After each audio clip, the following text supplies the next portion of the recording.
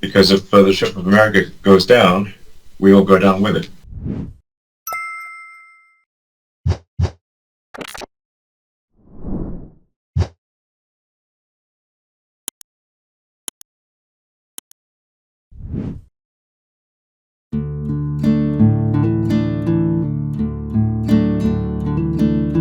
네, 안녕하세요. 김원장의 인사이트입니다. 어제 테슬라가 5.3% 올랐어요. 전날 한 4. 몇 프로 오르고 어제 5. 몇 프로 올랐으니까 테슬라가 좀 많이 올랐습니다. 드디어 250달러를 돌파를 했습니다. 그래서 테슬라 실적 발표 이후 굉장히 긍정적으로 시장이 돌아가고 있는데, 실적 발표 이후에 이제 자세한 내용은 어제 제가 리포트 자세히 상세히 분석해 드렸지 않습니까? 리포트 안에서의 실적뿐만 아니고 가장 중요한 3가지가 있었죠. 첫 번째는 6월 달에 로보택시 출시, 그 다음에는 상반기 내에 저가형 모델 출시, 그 다음에 3번째는 연말에 옵티머스 로봇의 생산 및 현장 투입, 뭐 이런 것들이 이어져서 그것들 때문에 정신은 좀 많이 올랐습니다. 오늘은 이제 어제 그 실적 발표 이후에, 미국 시간으로 4시 이후에 팟캐스트라 그래서 라디오식으로 음성만 나오는데, 거기서 일론 머스크도 등장하고 관련 그 임원들도 등장을 하고, 거기에 각 증권사 애널리스트들이 질문을 하고 질문에 대해서 답변하는 뭐 그런 팟캐스트를 했었거든요. 팟캐스트 내용이 한 1시간 반쯤 돼요.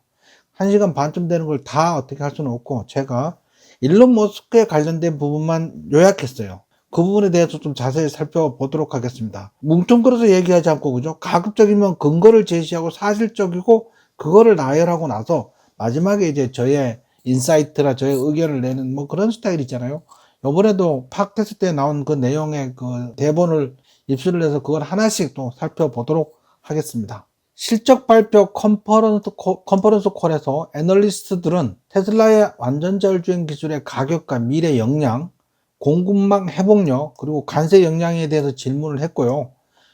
테슬라는 이러한 우려에 답하면서 혁신과 시장 확장에 대한 전략적 집중을 강조를 했습니다. 트래비스 삭사로드 테슬라 투자 관계 책임자, 안녕하세요 여러분. 테슬라 1분기 2025년 Q&A 웹캐스트에 오신 것을 환영합니다. 저는 투자자 관계 책임자 트래비스 삭사로드입니다. 오늘 일론 머스크, 데이비드 아테네아, 그리고 여러 임원진이 함께합니다. 뭐 이렇게 해서 팟캐스트 시작을 알렸고요. 이번 전화회의는 당사의 사업 전망에 대해 논의하고 미래 예측 진술을 제시할 예정입니다. 질문과 답변으로 넘어가기 전에 일론 머스크의 기조 발언을 먼저 듣겠습니다. 뭐 이렇게 했네요. 그래서 지금부터는 이제 일론 머스크가 어떤 얘기를 강조해서 얘기했는지 전체를 다 보진 않고, 제가 미리 이제 먼저 보고 빨간색으로 색칠을 해놨어요. 빨간색 글씨 위주로 중요한 포인트 위주로 얘기를 하겠습니다. 자, 일론 머스크가 안녕하세요 여러분. 요즘은 지루할 틈이 없죠. 네, 정말 감사합니다. 매일매일 신나는 하루가 될 거예요. 증시가 오를 거란 얘기잖아요. 그죠? 아시다시피 제가 정보 효율성 부서에 일했던 시간 때문에 반발이 좀 많이 일어났습니다. 저는 그곳에서 하는 일이 미국을 파멸로 이끄는 엄청난 적자를 줄이는 데 매우 중요하다고 생각합니다. 그리고 도지팀의 낭비와 사기 문제 해결에 많은 진전을 이루었고요. 하지만 그 자연스러운 반발은 낭비적인 돈과 운 좋은 돈을 받아 쓰는 사람들이 저와 도지팀 그리고 저와 관련된 모든 것을 공격하려 한다는 것입니다. 그래서 저는 결국 2가지 선택지를 남겨두게 되었는데요. 사기와 낭비를 그냥 내버려 둬야 할까요? 저는 나라를 파산시킬 정도로 지속 불가능한 속도로 성장하는 것을 계속하고 있습니다. 아니면 앞으로 나아가는 길에 맞서 싸우고 나라를 올바른 길로 되돌리려 노력해야 했습니다. 그 부분에 대해서 중요한 얘기는, 제 생각에 옳은 일은 앞으로 나아가는 길에 맞서 싸우고 나라를 올바른 길로 되돌리고 트럼프 대통령과 그의 행정부와 협력하는 것입니다. 미국이라는 배가 침몰하면 테슬라를 포함한 우리 모두와 함께 가라앉게 되기 때문입니다. 그래서 저는 이것이 매우 중요한 일이라고 생각합니다. 그래서 본인이 왜 도지 일에 그렇게 전념하고 있는지 거기에 대해서 설명을 좀 했습니다. 우리는 보통 이런 얘기를 들으면 어떻게 생각을 하냐면, 이건 이론은 그렇지만 기본 원리 원칙은 그렇지만 현실적으로는 그게 어렵지 않냐 이렇게 얘기하는데, 실행에 옮겨서 많은 부분을 해결을 했네요. 지금 그 반대하는 시위는 매우 조직적이다. 돈을 받고 시위하고, 시위한 이유가 사기성 자금을 받거나 낭비적인 후원금을 받았기 때문이라고 분명히 말하지 않겠지만, 다른 이유를 댈 거지만, 그게 진짜 CU라는 거지. 진짜 이유는 낭비와 사기를 당하는 사람들이 계속해서 그 돈을 받고 싶어 하기 때문이다. 그렇기 때문에 계속 반발을 심하게 한다는데, 시간이 지나면 해결될 거라고 보고요.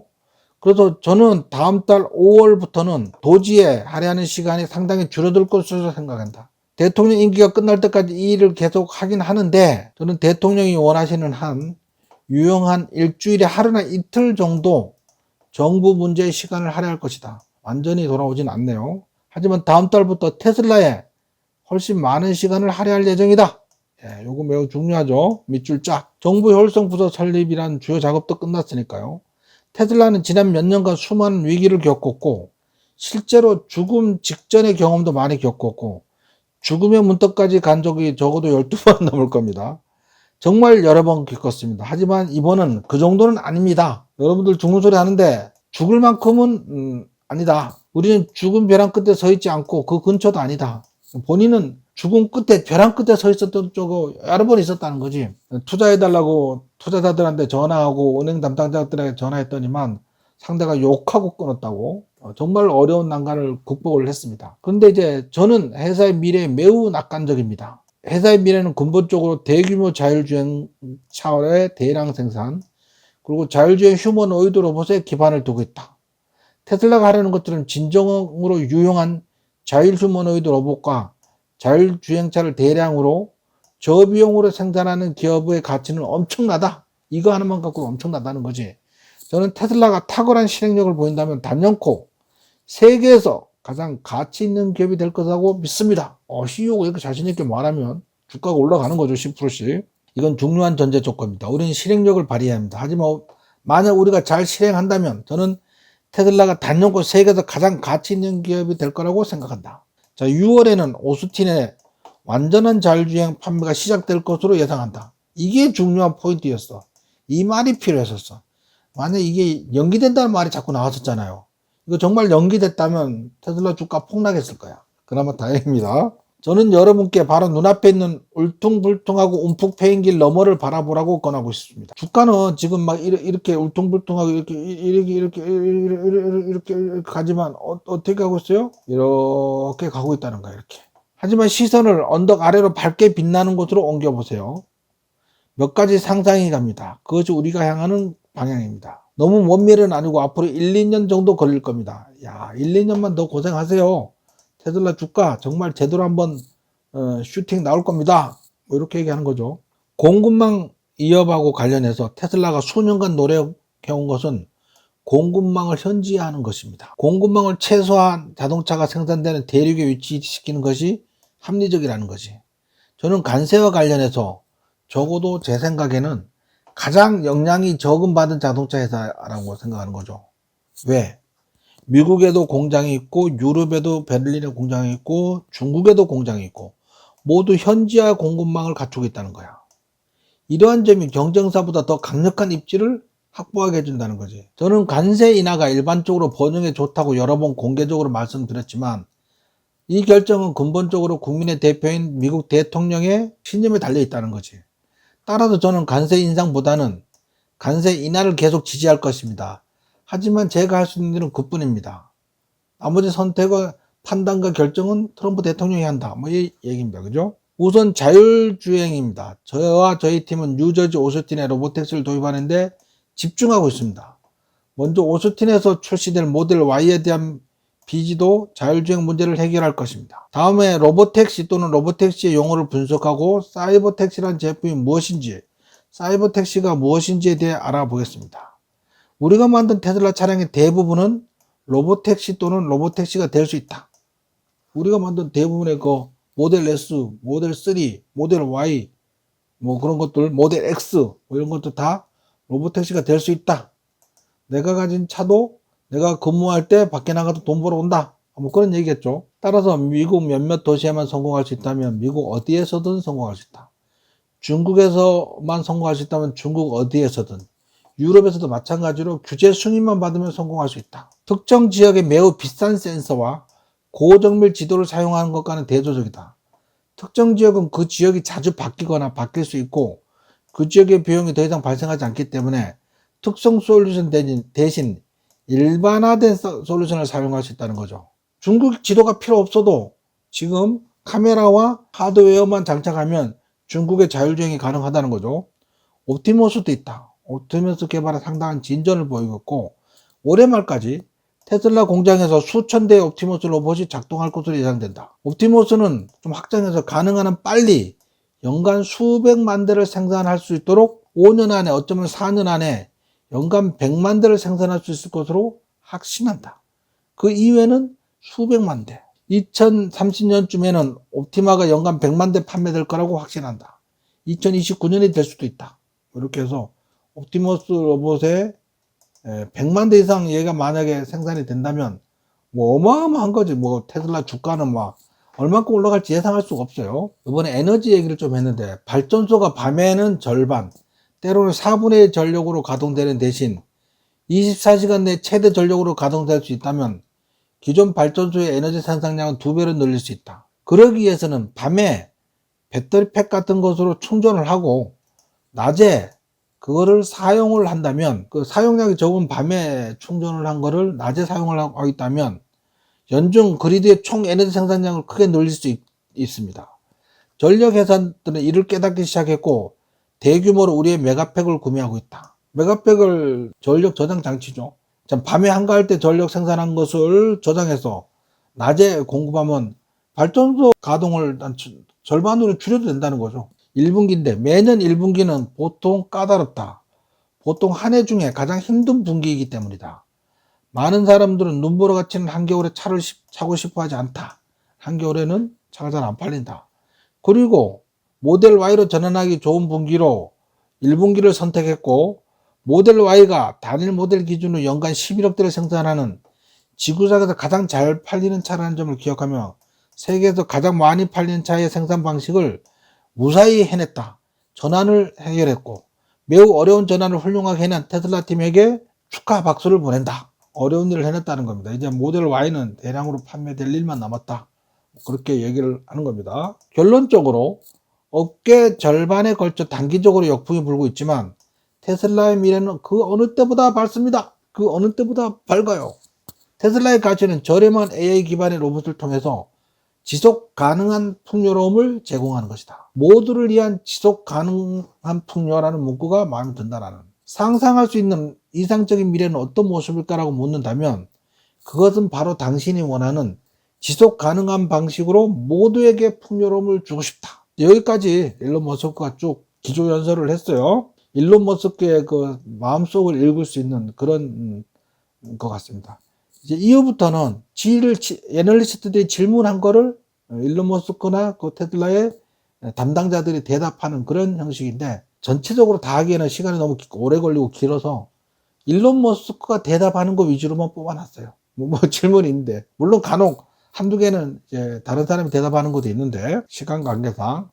첫 번째 질문은 로보택시 출시 및 확장 과정에서 가장 위험도가 높은 항목은 뭐냐? 사이버캡과 로보택시를 다시 한번 구분해 주는데, 테슬라는 언제쯤 출시될까요? 6월에 오스틴에서 완전 자율주행을 선보일 테슬라는 모델별로 완전히 출시될 예정입니다.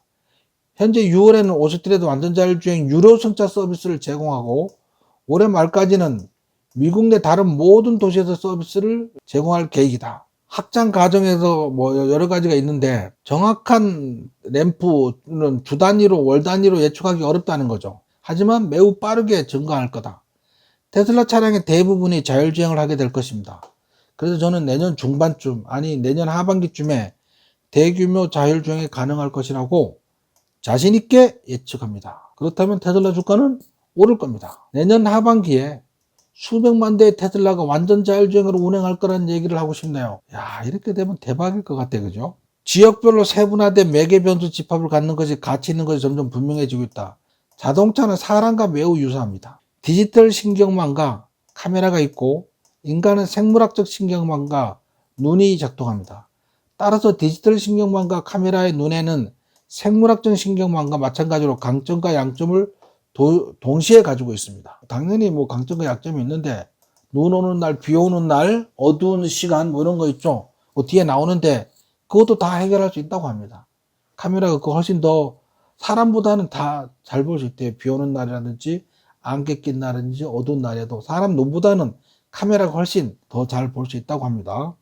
중국 사람들의 그 운전하는 비디오를 봤더니만 너무 무모하고 무식하고 용감하다 그렇게 말은 안 했지만 그죠? 영상들은 정말 대단하다. 실제로 시험하고 있다. 중국 소비자들이 가장 미국적인 소비자일 수 있다고 생각한다. 중국 고객들은 정말로 대단하다. 차를 가지고 정말 재미있게 놀고 있다. 좁은 비포장 도로나 절벽에 있는 곳을 목숨을 걸고 사고 나면 크게 다칠 텐데 그죠? 그리고 저는 여전히 아주 용감한 사람들이라고 생각했다. 그는 아무런 장애물도 없이 길을 따라 운전하고 있는데 만약 실수라도 하면 사고가 날 수 있는데 사고가 나지 않고 테슬라 차량이 무사히 빠져나왔어요. 정말 그 중국 사람들은 테스트 자체가 우리 보통 사람들의 상상을 뛰어넘는 것 같아요. 대단했던 것 같습니다. 그죠?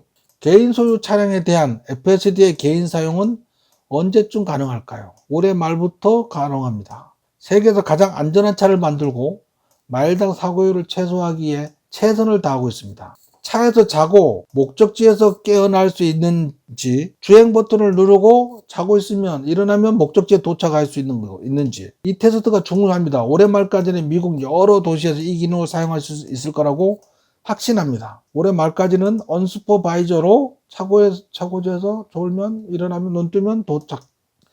기가 막히네 그죠? 정말 꿈 같은 일이다. 올해 말에 가능할까? 일론 머스크가 또 뻥치는 거 아니야? 약간 거짓말 같던데. 일론 머스크의 타임갭 올해 말부터 된다고 하는데 제가 볼 때는 시기적으로 올해 말부터는 어려울 것 같아요. 내년 말이면 몰라도. 다음 질문은 테슬라가 로보택시 시장 점유율 1위로 보고 있는지. 웨이모가 있잖아. 근데 테슬라 자율주행이 1등일 거냐? 뭐 거기에 대해서 웨이모 자동차의 문제점은 훨씬 더 많은 비용이 든다는 겁니다. 그 라이다를 쓰면 일단 차량 가격이 1억이 넘는데요. 아시다시피 자동차는 매우 비싸고 비싸니까 소량 생산되는 거지. 테슬라는 아마 웨이모 가격의 4분의 1에서 20% 정도밖에 안 되는 가격으로 대량 생산할 거라는 거지. 내년부터 대량 생산하려고 언박싱으로 준비하고 있다는 거잖아요. 그죠? 카메라가 장착된 순수 AI 솔루션을 개발하기로 한 건 우리였다. 현재로서는 테슬라와 경쟁할 수 있는 업체는 아무도 없다. 테슬라가 최고다. 넘버원 짱. 울트라캡 짱. 테슬라의 시장 점유율이 99% 정도 될 거다. 90% 정도라고요? 만약 내년에 우리가 수백만 대의 차량을 배치하고 다른 사람들은 수백만 대의 차량을 배치하지 못한다면 시장 점유율이 99%가 된다는 거지. 웃기죠. 웨이모는 지금 한 5년째 언슈퍼바이저 자율주행을 시범 운행을 하고 있잖아. 테슬라는 아직 시범 운행을 안 하고 있잖아. 그런데 우리 차가 나오면 90%의 시장 점유율을 차지할 거라고 자신있게 말하고 있는 이 패기. 근데 우리 이제 옵티머스 로봇이 언슈퍼바이저로 차 공장에서 이제 선적장까지 막 가는 걸 보고 있잖아. 그죠? 그 다음에 FSD를 장착한 차들이 1시간씩 운전대를 핸들을 안 잡아도 목적지에 가는 걸 보고 있잖아. 그러니까 믿는 거지, 이거를. 아예 생뚱맞으면 못 믿는 거지만 일반 차량 오너들이 그렇게 하고 있는 걸 유튜브나 X 이런 데 영상 올라오고 있으니까 그걸 믿는 겁니다. 트랙에서 언급했듯이 공장에서 완전 자율주행으로 유용한 작업을 수행한다. 차량을 라인 종점에서 트럭이 픽업하는 곳까지 스스로 주행하여 고객에게 전달된다. 올해 말에는 첫 번째 모델 Y가 고객까지 직접 운전해서 배송될 거라고 확신한다. 보스턴에 있는 공장에서 출발해서 캘리포니아 프리몬트에 있는 공장에 출발해서 두 공장 모두에서 직접 고객에게 배송할 수 있을 거라고 확신합니다. 멋진 배송이죠. 말 그대로 라인 끝에서 출발해서 집까지 직접 운전하는 것이 오래 가능하다. 사실 저는 이것도 의심하고 있어. 과연 그렇게까지 될까? 된다잖아. 일론 머스크가 된다고 하는 거잖아. 그죠? 믿어야죠. 근거로 제시한 게, 야, 그거 볼 수 있지 않냐? 프리몬트 공장에서 자율주행차가 스스로 주행하는 모습을 너희들이 직접 볼 수 있지 않습니까? 그들은 스스로 운전하고 픽업을 위해 정확한 장소에 스스로 도착합니다. 보면 될 거 아니야. 못 믿어. 뭐 이렇게 얘기하는 거죠. 다음 질문은 언박싱 방식에 대한 최소 소식과 진행 상황에 대한 안내입니다. 전에 말씀드렸다시피 생산 비용을 낮추고 자동화 수준을 최고 수준으로 높이기 위해 저희가 언박싱 부분의 생산으로 만든 거지. 사이버 캡슐 언박싱으로 만든다. 차 부분, 차체, 차 앞부분, 차 뒷부분, 차문, 그 다음에 하부, 밑에 하부, 차 아래 하부, 이걸 합치는 거지. 그래서 이 모든 것을 종합적으로 고려하여 이번 분기에 사이버캐드 제품을 대한 빌드를 진행 중이고 이것은 언박스 프로세스를 본격적으로 통합하는 단계 대규모 테스트 단계고 현재 진행 중이다. 몇 달 안에 테스트 라인에서 실제 모습을 볼 수 있을 것이다. 그래서 아주 싼 가격으로 대량 생산을 한다는 거죠. 언박싱이라는 표현을 하니까 휴대폰 받았을 때처럼 들리는 거죠. 우리 휴대폰 새로 처음 받으면 언박싱 한다 그러잖아요. 박스를 뜯는. 휴대폰 상자에서 꺼낼 때 아주 기분 좋은 경험을 할 수 있죠. 물론 이것도 좋지만 이건 그보다 훨씬 더 혁명적입니다. 애초에 자동차를 만드는 방식을 근본적으로 새롭게 구상한 것이도 세계 어느 곳에도 이런 식으로 만들어진 자동차는 없다. 그래 이걸로 만들면 차가 5초마다 차가 한 대씩 나온다는 5초마다 하나 둘 셋 넷 다섯 한 대 덜컥 하나 둘 셋 넷 다섯 한 대 덜컥 이런 식으로 대단하다 그죠? 5초에 한 대씩. 옛날 포드가 컨베이어 벨트로 자동차 생산 라인을 조립하면서 대량 생산의 길을 열었잖아요. 그죠? 그거보다 훨씬 빠르게 나온다는 거죠. 훨씬. 5초면 미친 소리 같지만 시속 3마일이나 된다. 바로 그거다. 기본적으로 지구상에서 가장 빠른 노선이다. 저희는 33초로 가장 빠르다고 생각하지만 제 생각도 말씀드리지만 이 속도보다 5배, 7배 이하로 빠를 것이다. 다음 질문은 테슬라가 테러리스트, 정치적 편견 등의 형태로 나타나는 글로벌 경제 위험에 유연하게 적응하기 위해 어떤 입장을 취하는가? 일론 머스크가 말했듯이 저희는 한동안 가격 책정팀에 몸담았습니다.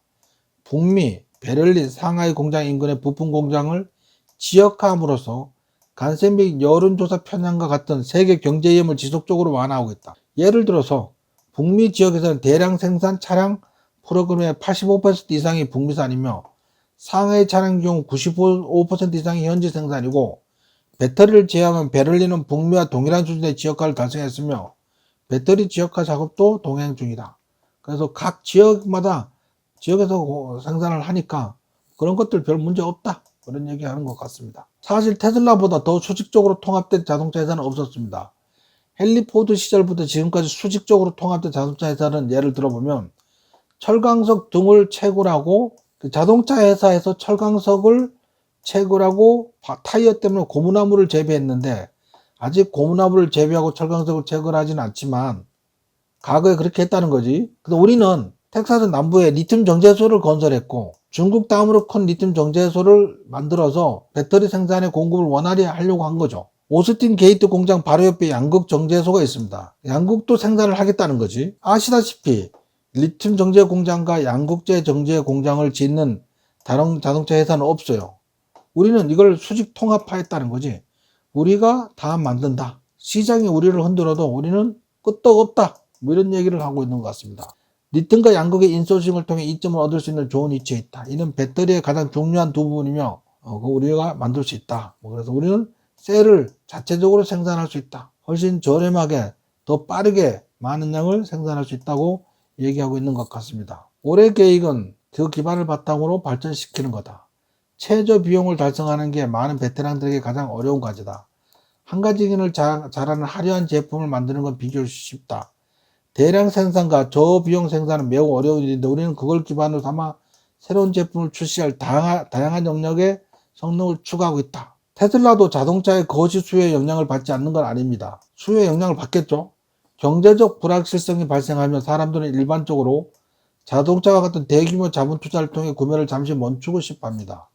하지만 거시경제 문제가 없다면 수요 감소는 없을 것으로 보입니다. 아무래도 이제 자동차가 경기 민감주잖아요. 그죠? 경기가 나쁘면 차를 수리해서 1, 2년 더 탈라 그러잖아. 다음 질문은 테슬라 옵티머스 파일럿 라인에 관한 것입니다. 현재 운영 중인 건지 확인해 주세요.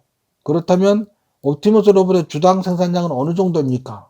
최근 관세가 이 생산 라인의 향후 확장성에 영향을 미칠 수 있습니까? 그러니까 잘 모르겠습니다. 옵티머스에 대해 강조하고 싶은 게 있습니다. 옵티머스는 아직 개발 단계에 있습니다. 대량 생산되는 것이 아니고요. 그래서 올해 몇 대를 만들 예정입니다. 옵티머스 로봇 수천 대를 생산할 것으로 예상하지만 대부분의 생산량은 연말에 이루어질 거다. 좀 기다려라. 지금 당장은 뭐라 해줄 말이 없다. 그렇게 얘기를 한 것 같습니다. 옵티머스는 중국의 자석 문제로, 이게 히토류 얘기죠, 히토류. 중국의 히토류 문제로 영향을 받았습니다. 옵티머스 8에 장착된 액추에이터는 영구 자석을 사용하기 때문이다. 테슬라는 전반적으로 영구 자석을 사용할 필요는 없지만 로봇팔처럼 부피가 제한적인 경우에는 모터를 최대한 작게 만들어야 합니다. 그래서 저희는 연구 자석을 모터에 사용하도록 설계했는데 이는 공급망의 영향을 받았습니다. 중국이 자석을 사용하는 제품을 어디든 수출하려면 수출 허가를 요구했기 때문입니다. 그래서 중국과 이 문제를 논의하고 있습니다. 히토류 자석 사용 허가를 받을 수 있기를 바랍니다. 이게 좀 문제가 된다고 얘기하는 것 같아요. 무역 전쟁 끝나면 히토류도 별 문제가 없죠. 일론 머스크는 또 히토류도 자체 생산한다는 거 아닌지 모르겠어요. 현실적으로 미래에는 대부분의 사람이 자동차를 사지 않을 겁니다. 휴대폰 비유를 해보면 폴더폰 시절을 기억하실 겁니다. 수백 가지 다양한 폴더블 디자인이 있었는데 제조사들이 저지른 실수는 다양한 종류를 만들려고 한 거였는데 그건 실수였다. 아이폰을 만들었어야 했다. 당연히 모두가 스마트폰을 원할 테니까. 하지만 아이폰이 처음 나왔을 때 사람들은 별로 믿을 수가 없고 그래서 계속 폴더블폰을 만들었다. 폴더블폰을 만들었던 노키아나 뭐 이런 회사들은 퀄컴이나 다 망했다. 그들은 모든 것을 할 수 있는 초지능용 휴대폰을 원할 뿐입니다. 단 하나면 되죠. 제가 몇 년 전에도 이렇게 말했잖아요. 미래에는 그리 멀지 않은 미래는 자율주행 기능이 없는 휘발유 자동차를 사는 것은 마치 폴더폰을 쓰면서 말을 타는 것과 같을 것입니다. 미래에는 자율주행 기능이 없는 휘발유차를 안 탈 거라는 거지. 당연하죠. 스마트폰도 하면 스마트폰 쓰지 누가 폴더폰 쓰냐고, 그죠? 어쨌든 지금 차는 도로주행에 집중하라고 엄청나게 요구합니다. 그래서 차가 도로주행에 대한 집중을 엄격하게 요구하기 때문에 가치가 다소 감소하게 되는 겁니다. 그리고 몇 주 또는 한 달마다 이런 부분을 점차 완화하고 조금씩 완화해서 차가 여러분들의 집중력을 관리하지 않고도 하고 싶은 일을 더 많이 할 수 있도록 할 겁니다. 그 가치는 잠자는 것 등을 포함해서 원하는 것을 할 수 있는다. 그런데 이 한 달 사용료가 $99잖아요. 그 $99는 인생에서 가장 값진 $99처럼 느껴질 거다. 운전해서 신경 쓰지 않는 대신 한 달에 $99를 느껴져. 그럼 공짜지, 공짜. 한 달에 $99인데. 최근 인도에 올해와 내년에 출시할 수 있다는 소식이 있는데 어떻게 생각하냐? 네, 저희는 인도 시장 진출을 위해 노력해왔습니다. 인도는 매우 까다로운 시장입니다. 특히 현재의 관세 구조는 관세에 대해서만 이야기하고 싶진 않지만 현재 관세 체계는 저희가 인도에 보내는 모든 차량에 70%의 관세가 부과됩니다. 게다가 30%의 사치세도 부과됩니다. 저희가 판매하는 동일한 차량의 실제 가격보다 100%더 비싸네, 그죠? 관세 70%에 사치세 30% 하면 100%더 비싸네. 부자들 차네, 부자들 차. 인도에는 중산층이 두텁기 때문에 진입하기 좋은 시장이 될 것입니다. 저희는 그 시장을 공략하고 싶고 진출하고 싶습니다. 그래서 공장을 지려고 하고 있죠. 다음 질문은 모건 스탠리의 아담 조나스입니다. 아담 말씀하세요. 잘 안 들리네요, 아담. 민디 다음 대기열에 놓고 웰스파그의 랭건 콜린에게 넘기겠습니다. 아담이 오디오를 조정하는 동안요. 뭐 그래서 아담이 질문을 못했네요. 이러고 끝났어. 질문 못하고. 많은 자율자동차 운전자들이 햇빛 반사, 아까 설명드린 것이죠. 안개, 먼지와 같은 문제에 대해 여전히 카메라로 하면은 좀 우려가 많다는 거지. 이런 문제를 어떻게 해결할 건가? 제가 알기로 햇빛 반사 같은 것은 카메라 시야를 가린다. 그런데 카메라가 눈을 멀게 하는 것은 아닙니다. 저희는 직접 강자를 세는 방식으로 사용합니다. 처리된 이미지를 보면 실리콘 강자 계수기에서 나온 이미지가 디지털 시그마 신호 프로세서 또는 이미지 신호 프로세서를 거치게 됩니다. 일반적으로 이러한 과정이 일어나면 이미지가 모두 바랜 것처럼 보이는데 카메라를 태양으로 향하게 하면 강자 계수 처리 과정에 이미지가 흐려지기 때문입니다. 실제로 노이즈가 발생합니다. 그런데 얼마 전 우리가 이런 획기적인 발전 중에 하나는 직접 강자 계수법을 도입하고 이미지 신호 프로세서를 우회하는 것이었습니다. 이렇게 하면 태양을 향해 거의 직진할 수 있고 아주 어두워 보이지 않는 밤에도 볼 수 있습니다. 여기 안개 속에서도 사람처럼 볼 수 있습니다. 아마 더 잘 볼 수 있겠지만 사람보다는 약간 더 잘 볼 수 있을 것 같습니다. 이런 일이 해결됐다는 거야. 대박이죠. 이게 약점으로 꼽혔잖아요. 그래서 카메라가 직접 반사되는 빛을 감지할 수 있다는 거죠. 그리고 며칠 전 저가형 모델 출시가 연기되었다는 언론 보도가 있었습니다. 사실이 아닌 것 같습니다. 그 보도에서는 이 모델이 모델Y의 더 저렴한 버전이라고 됐습니다. 제가 얘기했죠. 그 언론사는 가짜 뉴스만 잔뜩 뿌린다고. 그 가짜 뉴스를 믿을 수 없다고 말씀드렸습니다. 며칠 전에. 어떤 모델이 출시될지 구체적으로 어떻게 예상하시나요?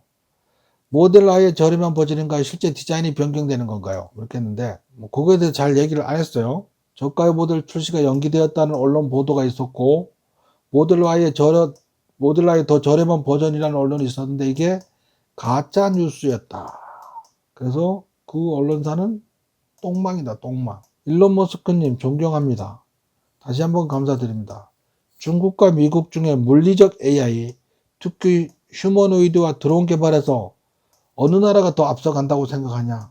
휴머노이드 로봇하고 드론에서 드론에 대한 답을 알고 있다고 생각하지 않으세요? 제 친구인 네이버이 이걸 만들었어요. X에 올렸죠. 자체 드론을 생산할 수 없는 나라는 드론을 생산할 수 있는 나라에 속하게 될 운명이라는 예언적 발언이 있습니다. 근데 드론은 뭐 어려운 기술이 아니잖아요. 미국은 현재 자체 드론을 생산할 수 없습니다.